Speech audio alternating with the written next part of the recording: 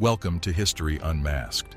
Across centuries, the House of Rothschild have wielded unprecedented dominance, blending familial solidarity and relentless profit-seeking. From modest roots, they rise to influence international finance, wars, and politics, and become the most formidable banking dynasty of their age. Did you know that the Rothschild family is rich, but claims that they have a net worth of $500 trillion and own 80% of the world's wealth are grossly exaggerated? What's the big deal with this family? How did they establish their foundation? To know, stick to the very end of the video. Without further delay, let's get started. Rothschild's trade strategy. The Rothschild banking dynasty has an unlikely origin, an 18th century ghetto in Frankfurt, Germany.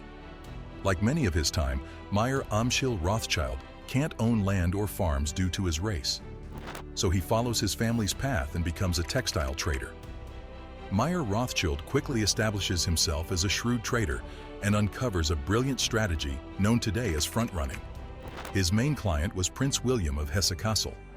What Rothschild did was that he would first buy the coins using borrowed money, then sell them to Prince William, effectively acting as both the buyer and the seller. By 1782, Mayer Rothschild had amassed a colossal fortune and earned the position as the investment manager for Prince William's vast wealth. But for Mayer Rothschild, by the close of the 1700s, he's the richest man in Frankfurt. But still, for Mayer Rothschild, it isn't enough. He envisions a legacy beyond wealth, expansion strategy. In the 1800s, to expand the Rothschild banking influence, Mayer Amschel Rothschild dispatched 4 sons to major European capitals: Vienna, Naples, Paris, and London. Nathan Rothschild, his third son, aims to prove his capability in the shadow of Britain's global power. Ambitious and competitive, Nathan capitalizes on the growing London textile industry in the early 1800s. Venturing into smuggling textiles and precious metals ensures steady revenue. By 1808, Nathan strategically built a reputation, aspiring to surpass his father's Frankfurt Bank. His relentless pursuit reflects the Rothschild legacy of financial prowess and adaptability in evolving economic landscapes. By 1812, Mayer Amschel Rothschild's health deteriorated. He urged his sons to put their family unity first and above all. This is one of the foundations for the long-standing success of the Rothschild dynasty. As the Rothschild sons establish their banking houses in different cities, Europe enters an age of wars set to span over a century. Business during war. For the House of Rothschild, wars became a profitable business. Back then, the modern banking system was just starting, so they could charge high fees, sometimes as much as 8% for providing currency exchange services. The Rothschilds understood that in the world of finance, information is everything and speed is king. They were one of the earliest successful forex traders. Using private carriers and even leveraging well-trained horses and pigeons, the Rothschilds stay steps ahead of the competitors. The profit for the London house keeps rolling in, and Nathan Rothschild becomes the richest man in the world. New leader.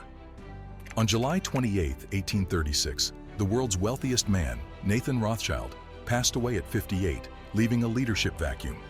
His youngest brother, James Rothschild in Paris, assumes command of the family dynasty. James, eyeing the burgeoning railroad industry, spearheads financing for railway ventures throughout the 1840s.